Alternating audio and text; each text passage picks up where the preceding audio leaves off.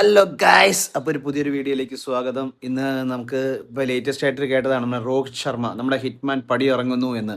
അതെ, നമ്മുടെ 2027 world cup പ്ലാനിങ്ങിൽ നമ്മുടെ രോഹിത് ശർമ്മ ഇല്ല. വേറെ ഒന്നല്ല, ഇനി ഒരു വർഷമുണ്ടല്ലോ. അപ്പോൾ അതിന് നമ്മൾ ഏജായി, പുള്ളിക്ക് ഫിറ്റ്നസ് ഇല്ല എന്നൊക്കെ പറഞ്ഞ് പുള്ളീനെ പുറത്താക്കുന്ന രീതിയിലേക്കാണ്, BCC തഴയണ രീതിയിലേക്ക് എന്നാണ് കേട്ടത്.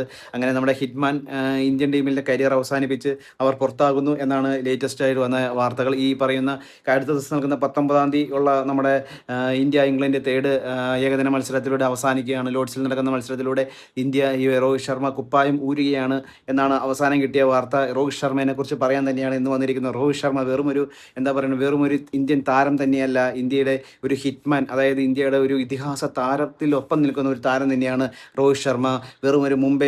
മുംബൈയിൽ ജനിച്ചു വളർന്ന രോഹിത് ശർമ്മ 2007 ആദ്യമായി ഇന്ത്യൻ ടീമിലേക്ക് കയറിയത്. ഇന്ത്യൻ ടീമിൽ കയറിയ തുടക്കം ഒരു സാധാരണ കളിക്കാരനെ പോലെ തന്നെയായിരുന്നു നമ്മുടെ രോഹിത് ശർമ്മ. നമ്മുടെ ധോണിയുടെ ക്യാപ്റ്റൻസിയിലാണ് രോഹിത് ശർമ്മയെ നമ്മുടെ ഓപ്പണറാക്കി തിരഞ്ഞെടുത്ത്. ആ ഓപ്പണിംഗ് തിരഞ്ഞെടുപ്പ് വെറുതെ ആയിരുന്നില്ല എന്ന് പൂർണ്ണമായും നമുക്ക് പറയാം. കാരണം അടിച്ച സെഞ്ചുറികളെല്ലാം 200 മേതെ, അതായത് ലോക റെക്കോർഡാണ്. 264 എന്ന റൺസ് നേടിയത് 50 ഓവറിൽ ഒരാൾ തന്നെ നേടിയ രോഹിത് ശർമ്മയാണ്. രോഹിത് ശർമ്മ അത് മാത്രമല്ല, വേറെ 2 തവണയും കൂടി 200 മേൽ റൺസ് നേടി. അങ്ങനെ ഒരു ഹിറ്റ്മാൻ, അതായത് സെഞ്ചുറി മാൻ, അല്ലെങ്കിൽ ഈ പറയും പോലെ സിക്സർ മാൻ എന്നുള്ള രീതിയിൽ തന്നെ അവനെ അറിയപ്പെട്ടു. കാരണം സിക്സറുകൾ, അത് ഫുൾ ഷോട്ടുകൾ അടിക്കുന്നതിന് ഏത് രാജ്യത്ത് എന്നാലും ഫുൾ ഷോട്ടുകൾ. ഇപ്പോൾ ലേറ്റസ്റ്റ് ആയി കളിക്കുന്നത് കണ്ടില്ലേ, നമ്മുടെ 2020 എല്ലാവരും, നമ്മുടെ സൂര്യവംശി അടക്കം നമ്മളെല്ലാവരും ഭയപ്പെട്ട് എന്താ പറയണേ, ഒരു റൺസ് ബൗൺസർ ബോളുകൾ നേരിടാൻ കഷ്ടപ്പെട്ടപ്പോൾ നമ്മുടെ ഏറ്റവും കൂടുതൽ ബൗൺസർ ബോളുകൾ 6 അടിച്ചിട്ടുള്ള ഒരേ ഒരു കളിക്കാരനാണ് നമ്മുടെ രോഹിത് ശർമ്മ. അതേപോലെ രോഹിത് ശർമ്മ, അതായത് ഹിറ്റ്മാൻ അങ്ങനെ പടി ഇറങ്ങുകയാണ്. നമ്മുടെ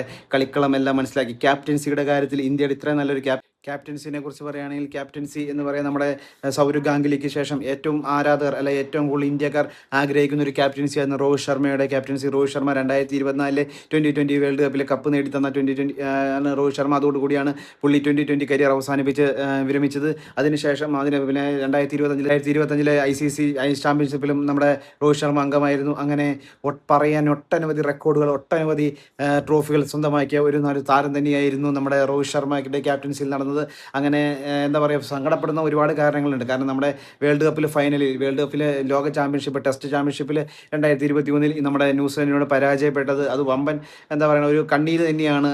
അത് സ്വന്തമാക്കാൻ ഇന്ത്യക്ക് ഇതുവരെ സാധിച്ചിട്ടില്ല. ടെസ്റ്റ് ചാമ്പ്യൻഷിപ്പ് കണ്ണീരോട് എന്താ പറയുക, ന്യൂസിലൻഡിനോട് നമ്മൾ പരാജയപ്പെട്ടു. അതും നമ്മുടെ രോഹിത് ശർമ്മയായിരുന്നു ക്യാപ്റ്റൻ. അതുകൂടാതെ നമ്മുടെ ഏകദിന വേൾഡ് കപ്പാണ് പുള്ളിക്ക് നേടാൻ കഴിയാത്ത ഒരു കാര്യം എന്ന് എനിക്ക് തോന്നുന്നു. കാരണം വെച്ചാൽ വളരെ പുള്ളിക്കത് നേടാൻ ഈ ഒരു അവസരത്തിൽ, അടുത്ത പ്രാവശ്യങ്ങളിൽ ഒരു അവസരം കൊടുത്ത് പുള്ളി അത് വേൾഡ് കപ്പിൽ അംഗമായി കൂടി ഒരു കപ്പ് ഉയർത്താൻ പുള്ളിക്ക് കഴിഞ്ഞിരുന്നുവെങ്കിൽ അതൊരു ചരിത്രമായി തീർന്നേനെ. പക്ഷേ അത് എത്രത്തോളം BCCI പുള്ളിനെ കൊണ്ടുപോയി നടത്തുമെന്ന് അറിയത്തില്ല. പുള്ളി നേരത്തെ വേൾഡ് കപ്പ് ലോകകപ്പിലെ ഫൈനലിൽ പുള്ളി നയിച്ച, അതായത് രോഹിത് ശർമ്മ നയിച്ച ഇന്ത്യൻ ടീം പരാജയപ്പെട്ടിരുന്നു. അങ്ങനെ അത് പുള്ളിക്ക് സ്വന്തമാക്കാൻ സാധിച്ചില്ല. അത് പുള്ളിയുടെ ഒരു എന്താ പറയുക ഒരു നഷ്ടം തന്നെയാണ്. അത് 2027 സാധിക്കുമെന്നാണ് നമ്മൾ കരുതിയത്. പക്ഷേ BCCIയുടെ പ്ലാനിങ്ങിൽ പുള്ളിനെ ഇല്ല എന്ന് പറയുന്നു.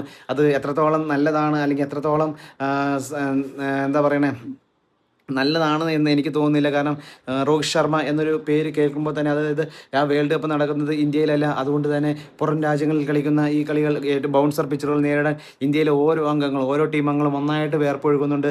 അപ്പോൾ ആ സ്ഥാനത്ത് വേറൊരാൾ വന്നത് ഇന്ത്യൻ യുവതലമുറകൾക്ക് അവസരം കൊടുക്കാൻ വേണ്ടിയാണ് ഇത് വേറെ ചെയ്യുന്നത് എന്നാണ് പറയുന്നത്. ഇതിൻ്റെ ഫിറ്റ്നസ് ശരിയല്ല, അതിൻ്റെ പ്രായം കൂടിക്കൊണ്ടിരിക്കുന്നു എന്നൊക്കെയാണ് BCCI നടത്തുന്ന കാരണങ്ങൾ. അപ്പോൾ പുതിയൊരു താരത്തിനെ വളർത്തിയെടുക്കുന്നതിന് വേണ്ടിയാണ് ഇവരിപ്പോൾ ഇതിനെ മാസ്റ്റർ പ്ലാനിങ്ങിൽ 2027 വേൾഡ് കപ്പിൻ്റെ പ്ലാനിങ്ങിൽ അവർ ഇല്ല എന്ന് പറയുന്നത്. എത്രത്തോളം ഇത് ഇന്ത്യൻ ടീമിന് ഗുണം ചെയ്യും എന്ന് എനിക്കറിയത്തില്ല. എനിവേ, നമുക്ക് കാത്തിരുന്ന് കാണാം. ഇനി ബൗൺസർ ബോളുകൾ നേരിടാൻ ഇന്ത്യൻ ടീം നന്നായി പഠിക്കേണ്ടിയിരിക്കുന്നു. നമ്മൾ ഇതിനു മുന്നേ 2020 മത്സരത്തിൽ ഇന്ത്യ കണ്ടില്ലേ, 4-0 തോൽവി.